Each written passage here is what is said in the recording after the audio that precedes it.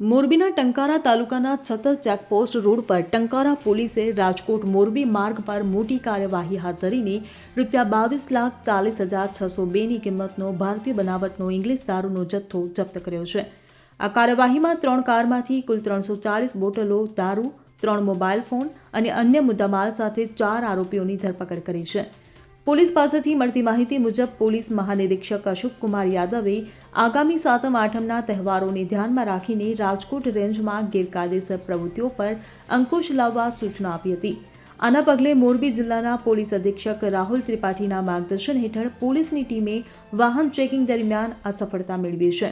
પોલીસે દારૂના જથ્થા સાથે 4 આરોપીઓને ઝડપ્યા છે।